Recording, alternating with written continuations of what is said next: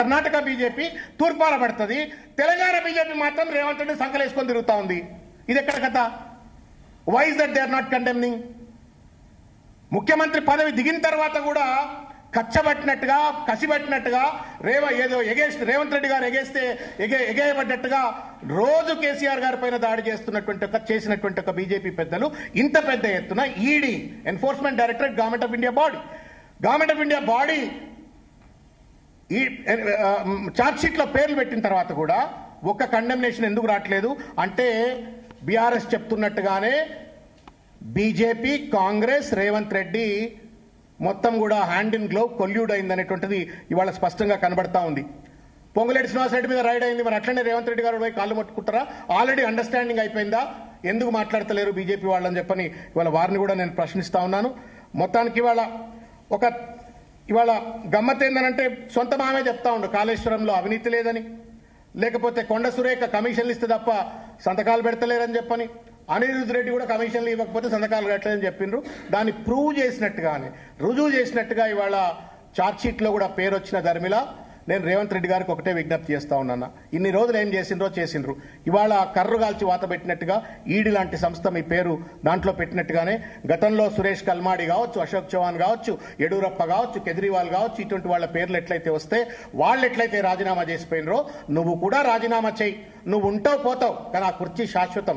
ఆ కుర్చీనే కూర్చున్నటువంటి వాళ్లకు శాశ్వతమైనటువంటి ఒక పాజిటివ్ సంప్రదాయాలు పెట్టవలసిన ఒక బాధ్యత మనందరిపైన ఉంటుంది అనే ఒక విషయాన్ని రేవంత్ రెడ్డి గుర్తుపెట్టుకోవాలని చెప్పని కోరుతా ఉన్నాను. వెంటనే రిజైన్ రేవంత్ అని చెప్పని మేము డిమాండ్ చేస్తా ఉన్నాం.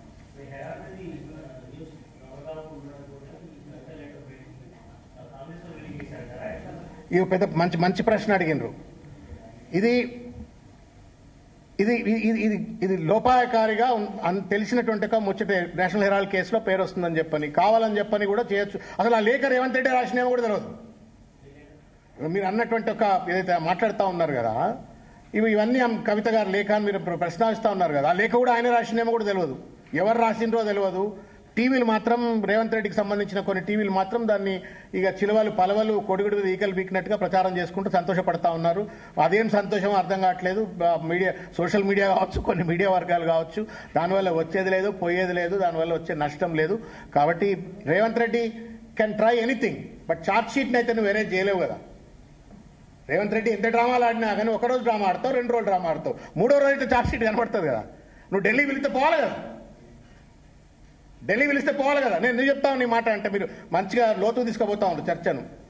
ఇటువంటి చిల్లర వేషాలు వేస్తుండనే నాకున్న సమాచారం ప్రకారంగా రాహుల్ గాంధీ ముఖం చూస్తలేడని చెప్పని ఈ కాంట్రాస్ట్ చెప్తా ఉన్నా మీకు. నేను ఇవాళ మహేష్ గౌడ్ గారు ఢిల్లీలో ఉన్నారు, కులగణన పేరు మీద పవర్ పాయింట్ ప్రజెంటేషన్ చేస్తూ. రాహుల్ గాంధీ గారు అటెండ్ అవుతున్నారు. ఇదే కులగణన పేరు మీద రేవంత్ రెడ్డి గారు గతంలో రైలు వేసుకొని పోయిండు, రైలు నిండా జనాన్ని ఎక్కించుకొని పోయిండు, ఫ్లైట్లు రైలు వేసుకొని పోయిండు, జంతర్ మంతర్ దగ్గర ధర్నా చేసిండు. రాహుల్ గాంధీ వస్తాడని మీ మీడియా వాళ్ళకి చెప్పిండ్రు, ప్రజలందరికీ చెప్పిండు. నేను ఆ రేవంత్ ముఖం చూడని నేను రాను అని చెప్పని రాహుల్ గాంధీ గారు ఆ మీటింగ్కి రాలే. బట్ ఇవాళ మహేష్ గౌడ్ గారి దగ్గరికి పోతా ఉండు. This it self the litmus test that there is something happening in Congress party. రేపో మాపో రేవంత్ పదవి కూడా పోవచ్చేమో. పోకముందే రాజీనామా చేయమని రేవంత్ రెడ్డి గారిని విజ్ఞప్తి చేస్తాం.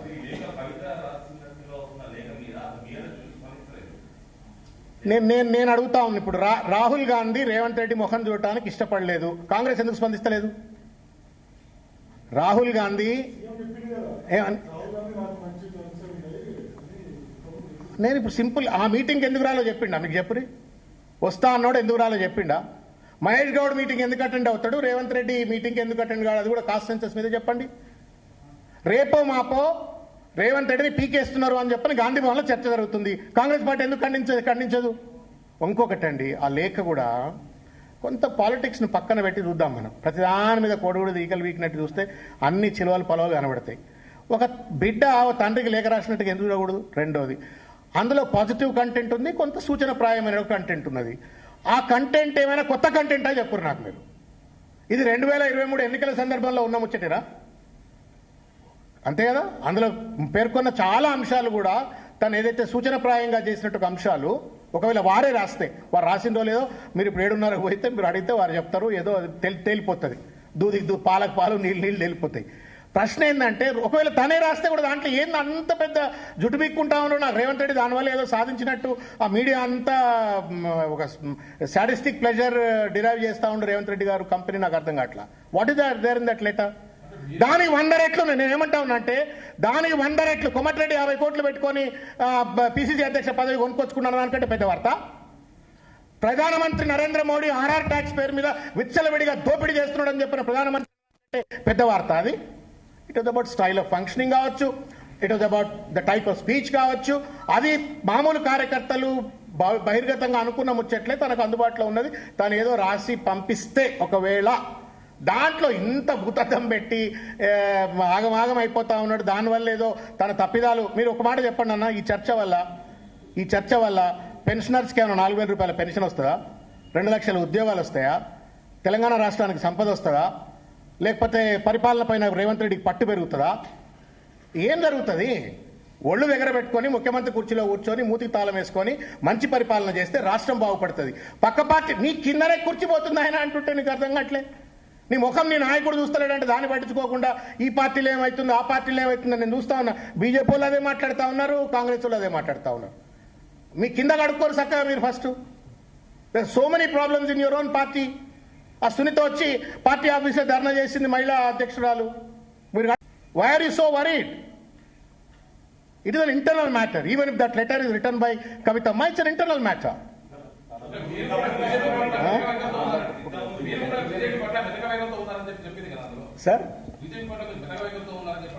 సార్ నేను ఒక విషయం చెప్పగలుగుతా. నేను బీజేపీ పట్ల నరేంద్ర మోడీ గారి పట్ల కేసీఆర్ గారు మాట్లాడినంత బలంగా దేశంలో రాహుల్ గాంధీ గారు కూడా మాట్లాడలే.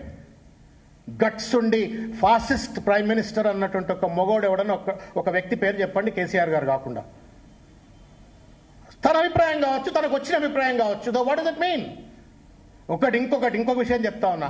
25 సంవత్సరాలుగా కేసీఆర్ గారిని నిరంతరంగా చూస్తూ వస్తున్నాం. ఎప్పుడు ఏది మాట్లాడాలో, ఏది మాట్లాడొద్దో, ఏ అంశాన్ని లేవనెత్తాలనో, ఏ అంశాలని లేవనెత్తద్దో ఆయనకు తెలిసినంతగా ఎవరికి తెలియదు దేశంలో. Forget about BRS party. So therefore it is a view, let it be there. What is wrong? Democracy ఎక్కువ ఉందనుకోండి, మీరు డెమోక్రసీ లేదు అంటారు కదా. లెటర్ రాసేటుండగా డెమోక్రసీ ఉందనుకోండి, ఏం పోయింది అందులో?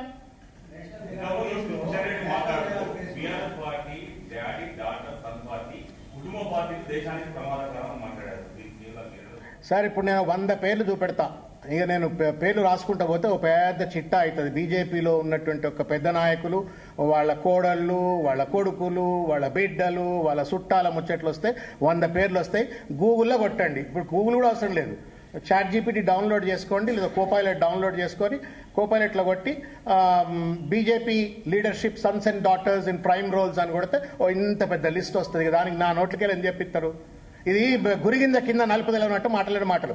దానికి ఒక మాట నా కిషన్ రెడ్డి గారు ముచ్చట నేను ఏమంటున్నా అంటే, వీళ్ళు ఫస్ట్ ఆఫ్ ఆల్ వాళ్ళ గ్రూపిజం సెట్ చేసుకోమనండి.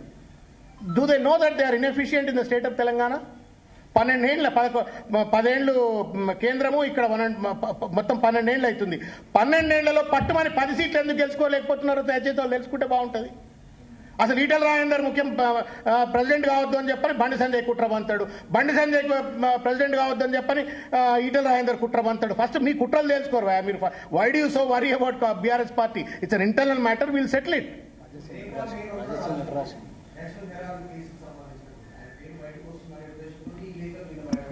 నేను అన్న కదా ఆల్రెడీ, ఏమన్నా డ్రామాలు చేయొచ్చు రేవంత్ రెడ్డి. నేనేమంటా ఉన్నా, ఎన్ని డ్రామాలు చేసినా ఛార్జ్ షీట్ని అయితే తీసివేయలేవు కదా. కాబట్టి ఛార్జ్ షీట్ ధర్మిలా రాజీనామా చేయాలా రేవంత్ రెడ్డి అని నేను కోరుతా ఉన్నా. ప్రజలకు మార్గదర్శిగా ఉండాలని చెప్పి నేను కోరుతా ఉన్నా.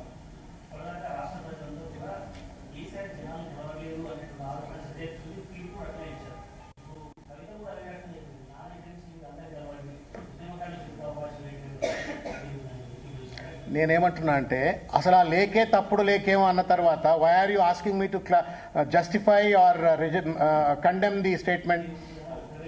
నేనేమంటున్నా, అది కూడా కొత్తగా ఏం ఆరోపణ చెప్పురు నాకు. మీరు లేవనెత్తిన అంశం నా నోటికెళ్ళి చెప్పేకురి. Don't put your words in my mouth. మీరు అన్న మాటే ఇది ఏమైనా కొత్తగా చెప్పిన ముచ్చట? If it's an invention then I would have really reacted to it. Everybody talked about it. What is the big deal to talk about it? మీరు అన్నమాట గతంలో కాదు, మొన్న general assembly elections, parliament elections, ఇప్పుడు నడుస్తున్నట్టుగా చర్చ. దాని గురించి అది పార్టీ ఇంటర్నల్ మ్యాటర్. దానికి అంత పెద్ద ఎత్తున రేవంత్ రెడ్డి అండ్ కంపెనీ కావచ్చు, ఆయన ప్రాంప్టెడ్ మీడియా కావచ్చు, గంత పెద్ద ఎత్తున చేయడం వల్ల తెలంగాణ ప్రజలకు కానీ ప్రభుత్వానికి కానీ పార్టీలకు కానీ ఏమైనా లాభం వస్తుందో చెప్పరు.